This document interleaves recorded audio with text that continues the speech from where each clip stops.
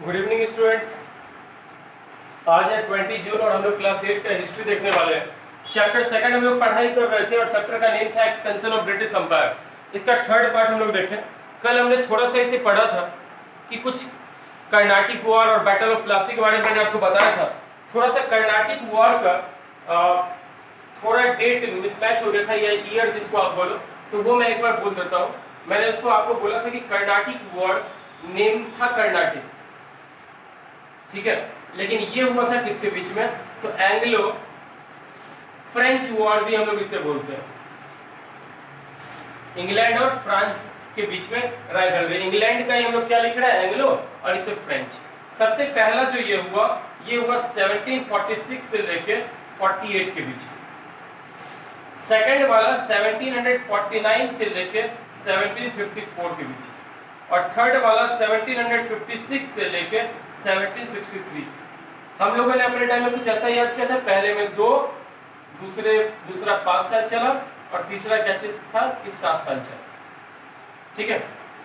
तो हमने ये देखा। अब यहाँ पे 2 ट्रीटी मैंने आपको बताया था। एक बताया था मैंने आपको कि ये पौंडीचेरी में हुआ, और ये मैंने आपको बताया था कि ये पेरिस में हुआ। जो ये नेक्स्ट वाला है इसे हम लोग क्या बोलते हैं? एक्सले। इसका नेम एक्सले सलेट ऐसे के बोलते हैं। हिंदी में अगर जनरली आप देखिए तो इसको बोलते हैं अक्सिला सापेल, ये बोलते हैं, ठीक है। तो इसको हम लोग बोल देते हैं एक्सिला सापेल। आपको पता है रीजन क्या था कर्नाटिक वॉर्स का? कर्नाटिक वॉर का एक ही रीजन था कि इंग्लैंड जो हमारा नहीं, मतलब इंग्लैंड वालों का जो कंपनी था BEIC, British east India company, ये भी इंडिया पे कब्जा करने के मूड में था।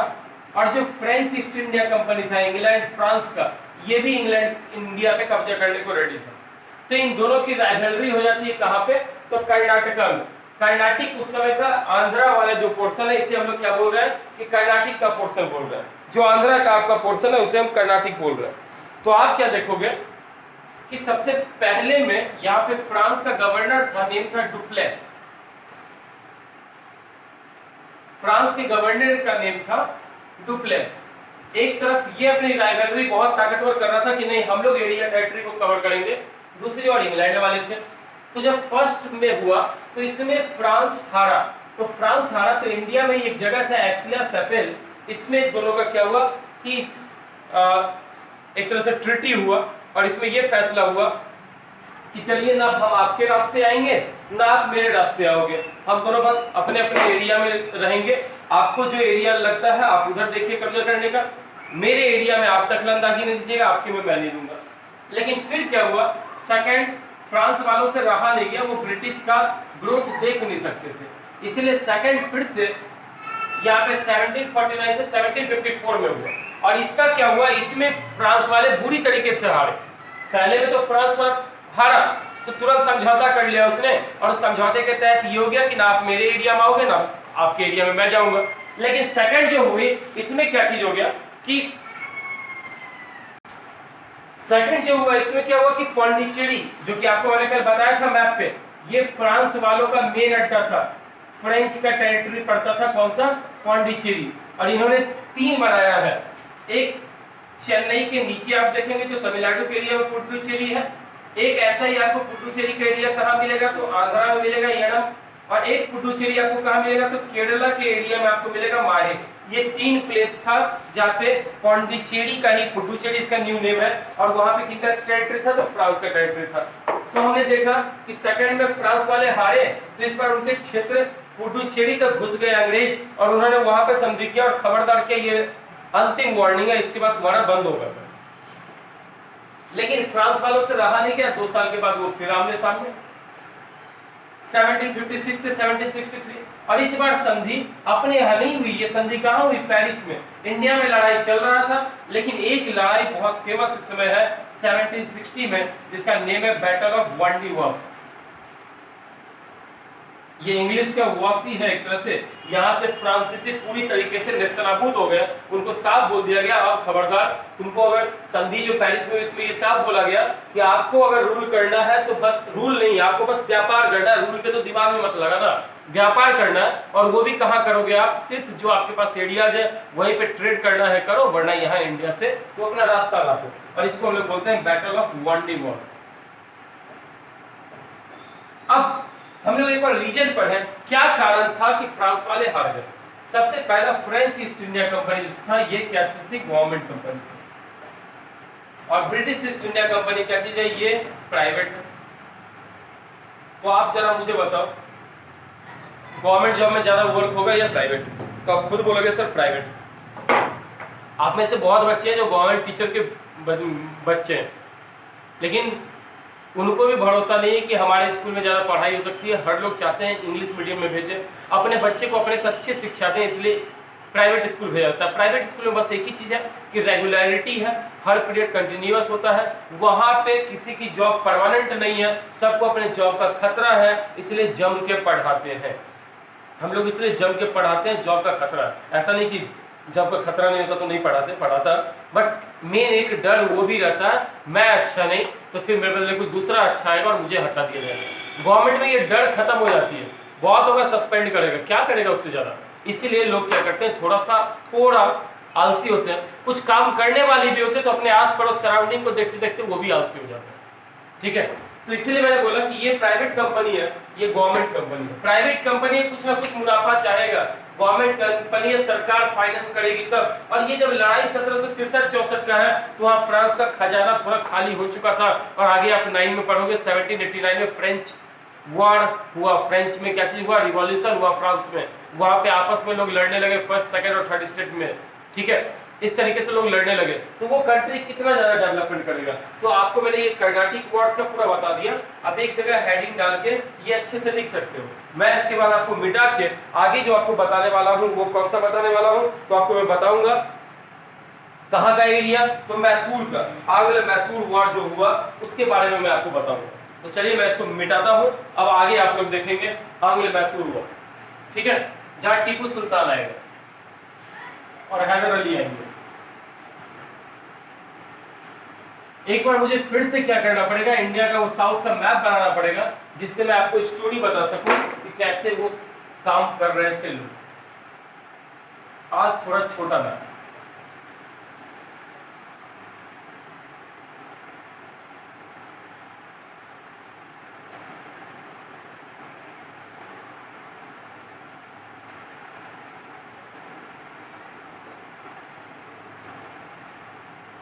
ठीक है, ये इंडिया का मैप। जरा साउथ के रीजन्स को मैं आपको दिखा देता हूँ, फिर आप गौर करें। पहले तो मैं गोवा बना दूं, आपको तो पता है गोवा ये पुर्तगालियों के पास ही रहा, इससे अंग्रेज भी लड़ने नहीं गए क्योंकि वो अपना एक एरिया और अच्छी खासी रिश्तेदारी निभा रहा था। तो यहाँ पे कौन थे, पोर्टुगीज थे, पुर्तगीज या पुर्तगाली लिख देता हूँ मैं। यहाँ भी दीव में भी पुर्तगाल थे और दमन में भी कौन थे, पुर्तगाल थे। ये 3 प्लेस पुर्तगालियों का मैंने गोल से ऐसा दिखाया। ठीक है, अब आप देखो, आपको पता है आगे पौंडीचेरी है, यहाँ पे फ्रेंच है, एक यहाँ पे पौंडीचेरी थोड़ा सा और मैं बनाऊं, यहाँ पे चेन्नई आ जाएगा, यहाँ पे फ्रेंच है। एक क्या चीज है, आप अगर आगे जाओगे तो आएगा यनम, जो मछलीपट्टनम के अराउंड है, यहाँ पे फ्रेंच है, और एक माहे, यहाँ पे फ्रेंच है। केरला जो एरिया पड़ता है, इसके लगभग में एक राज्य हुआ करता था उस जमाने में, जिसका नाम क्या बोलते थे हम लोग, तो इसका नाम था त्रावणकोर। ठीक है, नाम था त्रावणकोर। समझ में आना चाहिए आपको, आपका कुछ भी कमेंट नहीं आता 8 क्लास में, आप वीडियो देख लेते हो तब भी पता नहीं आपको समझ आती है नहीं आती है, क्या आती है आप बताओगे तब तो। ये गोवा के ऊपर जो महाराष्ट्र का एरिया था, ये था किनका, मराठों का। ये एरिया मैंने बोल दिया मराठा। और इसके पूर्वी साइड में जो ये क्षेत्र था, ये क्षेत्र था किनका, निजामों का।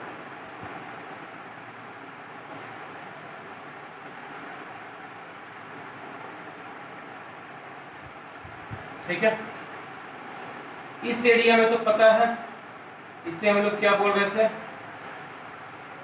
इस क्षेत्र को, ये एक्चुअली त्रावणकोर, इस क्षेत्र को तो इसे हमने बोला कर्नाटक। तो कर्नाटक में आपको पहले पता है कि यहाँ हार चुके थे कौन, फ्रेंच। अब ये एरिया भी किसके कब्जे में चला गया, ब्रिटिश ईस्ट इंडिया कंपनी।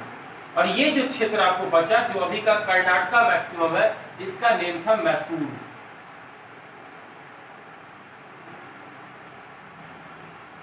अब ये मैसूर शुरुआत से कोई राज्य नहीं था। अगर आपको 7th का हिस्ट्री याद हो तो आपने यहाँ पढ़ा होगा विजयनगर अंपायर, राजा कृष्णदेवराय और तेनाली रावण, गारंटी ये नेम ध्यान आता है, आपको समझ में आता है। तो हिंदुओं का राज्य हुआ करता था कर्नाटका के, ये रायचूर, दो मैंने कल आपको बोला था कि ऐसा दो दियारा का एरिया था जहाँ की लड़ाई हुई है, नहीं बोला तो आप सुन लो। तुंगभद्रा नदी के नीचे का क्षेत्र था विजयनगर अंपायर, और इसकी राजधानी थी हम्पी। आज भी एक हिस्टोरिकल सिटी है, और इस हम्पी के ही कृष्णदेव राय जब तक रहे तब तक तो प्रॉब्लम नहीं, बाद में वीक रूलर्स आए। दूसरी ओर इसके ऊपर जो महाराष्ट्र, जो बाद में ये पेशवा वगैरह ये मराठा आए, उस जगह पे था बहमनी किंगडम। बहमनी मुस्लिमों का राज्य था, और नीचे जो विजयनगर अंपायर था ये हिंदुओं का राज्य था। बहमनी किंगडम एक्चुअली 5 पार्ट में बट गए थे, बीदर, बेरार, इस टाइप से गोलकोंडा 5 पार्ट में बट गए थे। लेकिन वो हिंदू राजा से लड़ने के लिए, विजयनगर अंपायर से लड़ने के लिए 4 उसके राजा एक हो गए, और उन्होंने लड़ाई की, और विजयनगर अंपायर को बैटल ऑफ तालीकोटा, जिसे हम लोग राक्षस तांगड़ी भी बोलते हैं, उसके युद्ध में हरा दिया। ये राक्षस तांगड़ी एक्चुअली वहां पे 2 गांव थे, राक्षस और तांगड़ी।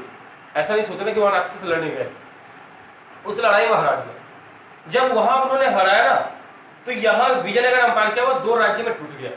एक राज्य हो गया वाडियार, एक राज्य हुआ वाडियार, और एक राज्य हो गया त्रावणकोर। एक राज्य क्या था, मैं यहाँ लिखता हूं, विजयनगर अंपायर,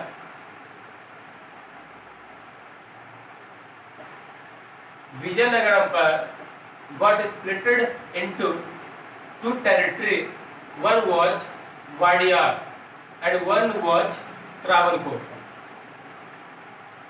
ये वाडियार के जो राजा थे बाद में कुछ कमजोर हुए, तो यहीं पे एक सूबेदार था, नेम था किसका, हैदर अली। बाद में जब वहां के राजा मरे तो इसने अपने आप को क्या किया, वहां का किंग घोषित किया, ठीक है, सुल्तान घोषित किया, और इसने एक नई राज्य बनाई जिसका नेम हो गया क्या चीज, मैसूर। जिसका नेम क्या था, मैसूर, जो ये क्षेत्र था। जब ये बना ना मैसूर में, तो इसके पास बहुत सारे मतलब प्रॉब्लम्स थे। एक प्रॉब्लम तो ये जो त्रावणकोर है, ये फ्रेंड है, ये फ्रेंड है किसका, ब्रिटिश ईस्ट इंडिया कंपनी का। तो जब ये दोस्त है तो इस पे तो लड़ेगा नहीं, इससे ब्रिटिश ईस्ट इंडिया कंपनी लड़ेगी नहीं। कर्नाटक को ब्रिटिश ईस्ट इंडिया कंपनी ने 1763 के अराउंड जीत लिया। निजामों को लगा कि ब्रिटिश ईस्ट इंडिया कंपनी मेरे पर अटैक करे, इससे पहले उन्होंने उड़ीसा का जो कोस्टल एरियाज था, जिसका नेम हम लोग बोलते हैं नॉर्दर्न सरकार, आज भी इस प्लेन का नाम है नॉर्दर्न सरकार, इस क्षेत्र को क्या किया, अंग्रेजों को, ब्रिटिश ईस्ट इंडिया कंपनी को इन्होंने गिफ्ट कर दिया, ले जाओ भाई। अब जब इसने ब्रिटिश ईस्ट इंडिया कंपनी को गिफ्ट कर दिया, मराठा पेशवा जो थे ये ताकतवर थे, अंग्रेज अभी इनसे लड़ने की हिम्मत नहीं करते थे। आप एक बार ध्यान करो, अंग्रेज 1608 में जहांगीर के सामने आए, तो जहांगीर के सामने आने के बाद सर झुका के बात कर रहे थे अरब से, उसने अलाउ किया नहीं। 1613 के बाद अलाउ उसने दिया, अलाउ देने के बाद औरंगजेब के टाइम तक अंग्रेज चुपचाप थे, क्योंकि औरंगजेब बहुत खतरनाक, सबसे ज्यादा एरिया मुगलों का जो था मुगल अंपायर में, वो किसके टाइम में था, औरंगजेब के टाइम, अफगानिस्तान से लेके साउथ इंडिया लगभग पूरा, ठीक है, यहां तक उसने किया। जब औरंगजेब मरा और फर्रुख सियार आया, तब भी अंग्रेज चुपचाप ही थे, लेकिन फर्रुख सियार ने जब उन्हें बंगाल, मैंने आपको कल बोला था कि 3000 रुपए में मात्र बंगाल का पूरा दे दिया कि तुम फ्री में व्यापार करो। और सूरत जो सबसे फेमस प्लेस था, जब आप गुजरात का ये पोर्शन देखते हो ना, लोअर जो, तो इसके सामने चले जाओ, कोस्टल टाउन जो है वो है सूरत। अभी के टाइम में ये दुनिया में सबसे ज्यादा फेमस इसलिए है क्योंकि वर्ल्ड में सबसे अच्छी हीरे की कटिंग यही होती है।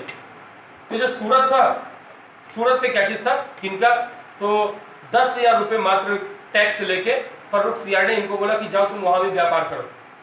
3000 में हो गया कहाँ, बंगाल, 10,000 में सूरत।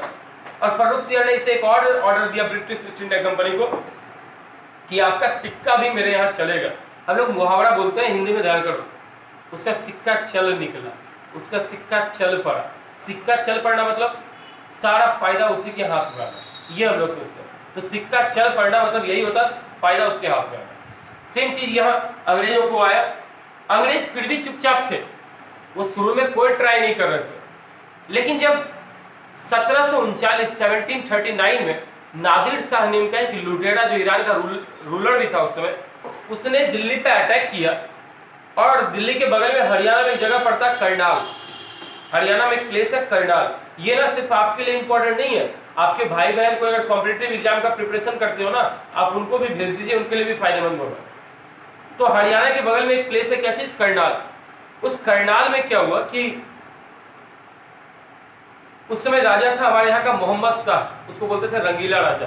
उसका काम धंधा कुछ नहीं था, जिम्मेदारी संभालनी थी नहीं, नाच गाना डांस यही सब वो दिन भर देखता था, इसलिए उसे हम लोग बोलते थे कि अच्छी भोग विलास में डूबा रहता था, तो रंगीला राजा। तो वो रंगीला राजा था। नादिर शाह ने अटैक किया, छोटी मोटी सी लड़ाई हुई और वो सरेंडर कर दिया। नादिर शाह ने जम के लूटा दिल्ली को और लूट के चला गया। अंग्रेजों को लगा भाई आज तक हम इसे इतना महान राजा समझ रहे थे, ये तो इतना काया निकला, इसका मतलब कि हम लोग भी अपना कुछ एरिया बढ़ा सकते हैं। और 1739 के बाद ही अंग्रेज आगे बढ़ने लगे, ठीक है। उसके पहले आप देखो तो बंगाल में भी वो आगे नहीं बढ़ रहे थे, वो बस व्यापारी के तौर पे थे ना, वो साउथ इंडिया में कहीं भी आगे बढ़ रहे थे। एक भी लड़ाई उनकी 1739 के पहले आप नहीं बताओगे, सबकी सब लड़ाइयाँ 1739 के बाद, जब वो समझ गए कि यहाँ हमारा भी सिक्का चल सकता है। और सिक्का तो खैर फर्रुखसियर ने पहले चला दिया था, बट खैर चलते हैं। देखो तो जब अंग्रेजों ने, तो आपको मैंने बताया बैटल ऑफ प्लासी इधर जीत गया, यहाँ मैसूर नया नया राज्य बना। अब इसके सामने झंझट है, मराठा बहुत ताकतवर थे, वो मेरे पे अटैक कर सकते हैं, निजाम अटैक कर सकता है, ब्रिटिश ईस्ट इंडिया कंपनी कर सकती है। अब इसे ये भी लगा मराठा इतने ताकतवर है कि इन पे ब्रिटिश जल्दी अटैक करेगा नहीं। अभी तक मराठा बहुत ताकतवर थे, त्रावणकोर उनका दोस्त है, इस पे करेगा नहीं। कर्नाटक को वो जीतते जा रहे हैं, फ्रांस बार बार हार रहा। 1763 में फाइनली ये हारा ना फ्रांस, तो ये 1761 के बीच की बात है, 1760 के रात। फिर इसे लगा निजाम है, निजाम ने पहले ही नॉर्दर्न सरकार का एरिया रिकॉर्ड लिखते हैं, लेकिन सरकार बोलते हैं ये एरिया भी अंग्रेजों को दे दिया। अब हम लोग क्या करेंगे, ऐसे मोमेंट पे हम क्या करें। तो इसी मोमेंट पे यहाँ पे हैदर अली का साथ भाग्य ने भी दिया। कारण क्या हुआ, इसी समय थर्ड बैटल ऑफ पानीपत हुआ। इसी समय थर्ड बैटल ऑफ पानीपत हुआ। ये हुआ 1761 में। और इसमें क्या हुआ, मराठा भाई हार गए। इससे अहमद शाह अब्दाली से मराठा हार गए। मुगल उतने ताकतवर है नहीं। अब मैसूर को लगा यही टाइम है जब ऊपर में यूनाइट हो जाओ। और मैसूर धीरे धीरे अपना एरिया इसने बढ़ाना शुरू किया। इसे पता था आज न कल अंग्रेज मेरे पे अटैक करेगा, इसलिए इसने क्या किया, फ्रांस से दोस्ती कर ली। और फ्रेंच वालों को बोला कि आप हमें एक अत्याधुनिक शस्त्रागार, जो हथियार रखने का प्लेस है, वो बताओ। और मैसूर ने एक नया वेपन के लिए बड़ा सा एरिया खोला, उसमें नए नए हथियार सब कुछ डाल दिया। उसे पता था आज न कल अंग्रेजों से लड़ना है। हैदर अली बहुत चतुर था। भारत में यही एक योद्धा है जिसने अंग्रेजों को घुटने टेकने पे ये बैठा था और अंग्रेज नीचे बैठे थे और इसके सामने हाथ पैर जोड़ के भीख मांग रहे थे। ये वो टाइम लाएगा भी हैदर अली, लेकिन बाद में धीरे धीरे कमजोर हो। तो मैसूर का था। अब अहमद शाह अब्दाली कमजोर किया, इसने क्या किया, फ्रांस वालों से करके अपनी सेना को पहले प्रशिक्षित किया। तभी क्या हुआ, मराठा इस पे अटैक करने आया। जैसे मराठा अटैक करने के लिए आए, मैसूर ने बोला आपको क्या चाहिए, संपत्ति चाहिए, आप संपत्ति लो। 35 लाख रुपए इसने मराठों को दे दिया। मैसूर ने क्या किया, मराठों को कितने लाख रुपए दे दिए, 35 लाख रुपए उस समय दे दिया कि आप लो, आपको मनी चाहिए, लड़ाई के बाद आपके पास पैसे की कमी है, आप पैसा लो, आप क्यों करोगे मेरे पे अटैक।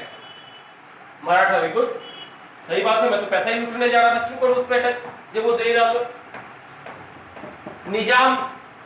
निजामों का क्या था, निजाम भी इस पे अटैक करने के लिए, मराठों ने उनको भी बोला, ये मैसूर ने उनको, जो हैदर अली है उसने उनको भी बोला, अरे तुम क्यों अटैक कर रहे हो, आज तो अंग्रेज चला जाएगा, कल के तो हम ही दोनों के यहाँ रहना है, वो तो बाहरी है, ऐसा करो तुम भी पैसा लगे। इसने निजाम के मुंह पे भी पैसा दे दिया। अब मराठा निजाम से ये फ्री हो गया। अब इसने और अपनी सेना को प्रशिक्षित किया और नतीजा सामने है।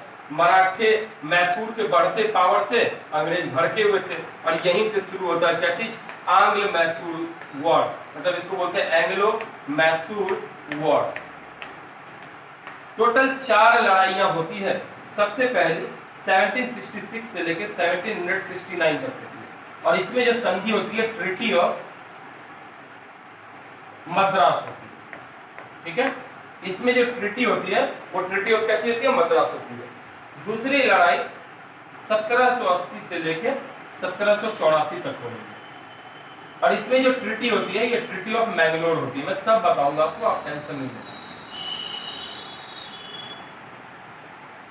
तीसरी जो लड़ाई होती है ये 1790 से लेकर 1792 तक होती है और इसमें होता है ट्रीटी ऑफ श्रीरंगापट्टनम।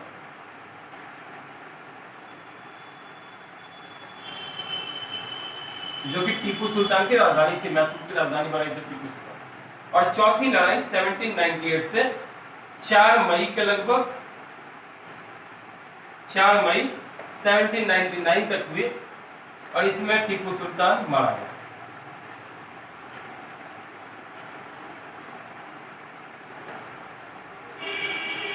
ठीक है, ये 4 लड़ाइयां ये आपको देखनी है। तो सबसे पहले जरा आप यहां से लगातार स्टोरी सुनना मेरा, ठीक। ईयर मैंने आपको लिखवा दिया, अब आप स्टोरी सुनती है। मैसूर पे अंग्रेजों ने, आपको पता है अंग्रेजों का एक यहां भी था फोर्ट जॉर्ज मद्रास में, ब्रिटिश का, ब्रिटिश फोर्ट एट मद्रास, ये भी था। सेम चीज है। सबसे पहले अंग्रेजों ने हमला किया 1766 से 1769। इसमें क्या हुआ, टीपू उस पे हैदर अली जो टीपू सुल्तान के फादर थे, अटैक हुआ। उन्होंने जम के मुकाबला किया अंग्रेजों को, बहुत दूर तक, इतने दूर तक खदेड़ा कि इसके एरिया मद्रास के फोर्ट में घुस गए वो आके। और अंग्रेजों को उन्होंने बोला अब बोल बेटा कि क्या है। अंग्रेज वहां पे शांत हो गए। अंग्रेजों की एक आदत बहुत चतुर वाली थी, जैसे हाथ पर फैला के हाँ भाई बाप आप बताइए कि क्या करना है, आप जो बोलोगे वही होगा।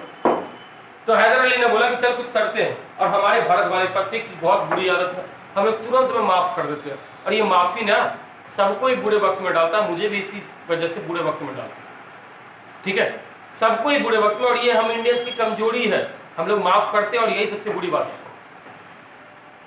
तो टीपू सुल्तान, आप सोच लो कि एक ही समय ऐसा आया भारतीय इतिहास में जब हिंदुस्तानी 2 बार 3 बार आया, जब शुरू में वो आए तब, या लड़ाई के बाद तो एक ही बार आया जब हिंदुस्तानी गद्दी पे बैठे थे और वो नीचे खड़े थे या जमीन पे बैठे थे। उनको हैदर अली ने बोला पहले तो तुम मेरे पे लड़ाई की हो, इसकी वजह से हट जाना हुआ बहुत सारे, तो तुम ऐसा करो 50 लाख रुपया हट जाना भरो। अंग्रेज ने बोला माई बाप भर देंगे।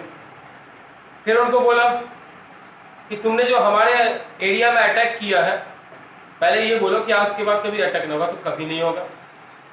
तुमको एक शर्त पे सिर्फ मद्रास में व्यापार करने दूंगा कि तू बस व्यापार करे। हाँ बस वही करूंगा। ये सारा उसने बोला। हैदर अली ने छोड़ दिया और हैदर अली फिर से अपने राज्य मैसूर पहुंचे। अंग्रेज के मन में प्रतिशोध था, अंग्रेज बीच में भड़काना शुरू कर रहे थे। अब हुआ यूं कि जब 1780 से 84 का टाइम आया तो उस जमाने में अंग्रेजों ने तब तक निजाम को बोला कि अरे यार तुम उसकी मदद क्यों कर रहे हो, तुम्हारा इतना सारा फायदा होगा।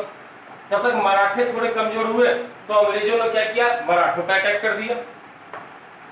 तो मराठों को लगा कि अरे ये कौन सी बात हुई, मराठों पर अटैक कर दिया। तो मराठों को लगा अरे ये तो कल तक मेरे सामने आते नहीं थे, आज ये सामने आने लगे। तो इस लड़ाई में क्या हुआ, मराठा मैसूर के साथ आ गया और निजाम क्या हुआ, बीच में रास्ता। निजाम का कभी भी फिक्स नहीं रहा, वो बिनपेंदी का लोटा है, किसी साइड लुढ़क जाता है। पहले इनके सपोर्ट में, बाद में उधर। शुरुआत सेकंड वॉर जब हुआ तो ये इनके सपोर्ट में था। 1782 तक बड़े अच्छे से हैदर अली ने अंग्रेजों को पूरा पानी पिला रखा, 1780 से 82 तक। अब 80 से 82 तक लड़ाई हुआ। 82 में अकस्मात मृत्यु, लड़ाई वड़ाई में नहीं मारे गए वो हैदर अली, खुद से उनकी मृत्यु हो गई। और मृत्यु भी हुई, सोचो कि उनके सेना का इतना ज्यादा जज्बा था और इतनी एकजुटता थी कि वो मर गए, 4 दिन तक किसी को पता नहीं चला कि हैदर अली मर चुके हैं। तुरंत उनके बेटे टीपू सुल्तान ने जिम्मेदारी संभाल ली और फिर वहां से वो राजा बन गए।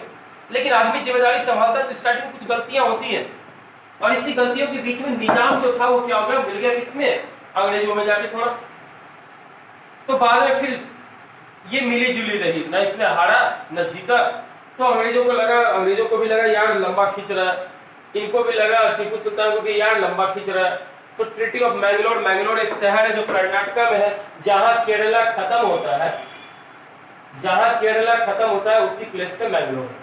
ठीक है, मैप में जहां केरला खत्म होगा वही मैंगलोर है, कर्नाटका। नया नाम है इसका मैंगलुरु। तो मैंगलोर में संधि हुई और इसमें बोला गया कि आप मेरे आदमी लौटा दो, मैं आपके आदमी लौटा देता हूँ, आप अपने एरिया में रहो, मैं अपने एरिया में रहता हूँ, कोई किसी का एरिया नहीं जीता। ये हुआ। अब 1790 से 92 इस जमाने में क्या हुआ, थोड़ा सा गलती टीपू सुल्तान का। ऐसा सुनने में आया कि उसने क्या किया, कुछ लोगों का जबरन धर्मांतरण करवाने लगा, जबरदस्ती वो मुस्लिम बनवाने लगा। और मराठा थे शुद्ध हिंदू, ये हिंदू को बढ़ावा देते थे। इनको आया गुस्सा, अरे बेटा तुम तो मेरे एरिया में मुस्लिम मतलब बना रहे हो, हमने तुम्हारा तो हिंदू मुस्लिम समझ के हेल्प नहीं करा था पिछली बार, और तुम हो कि यहाँ बना रहे हो। मराठे भी इन पे हमला कर दिया इन्होंने, निजाम भी अंग्रेजों की तरफ से हमला किया और अंग्रेजों ने भी हमला कर दिया। 3 हमला एक साथ हुआ। टीपू सुल्तान संभाल नहीं पाया और इतना खतरनाक इन तीनों ने मिलकर उसको हराया कि श्रीरंगापट्टनम जो उनकी राजधानी थी उस वहां तक अंग्रेज घुस के आ गए और वहां संधि की श्रीरंगापट्टनम। अंग्रेजों ने बोला 3 करोड़ तुम हट जाना भरो, तुम्हारा बहुत सारा एरिया इसका छीन के कुछ मराठा को दे दिया, कुछ निजाम को दे दिया, कुछ खुद भी ले लिया। और इन्होंने बोला कि 3 करोड़ तुम हट जाना भरो। तो हट जाने के रुपए अगर तुम्हारे पास नहीं हो तुरंत में, तो तुम्हारे 2 बेटे अवोध बेटे थे, मतलब बच्चे थे, उनको बोला कि मैं लेके जा रहा हूँ, किस रूप में, तो बंधक के रूप में, जब पैसे दोगे तो इनको छुड़ा के ले जाना। इतनी खतरनाक हुई श्रीरंगापट्टनम, और अंग्रेज लेके चले गए।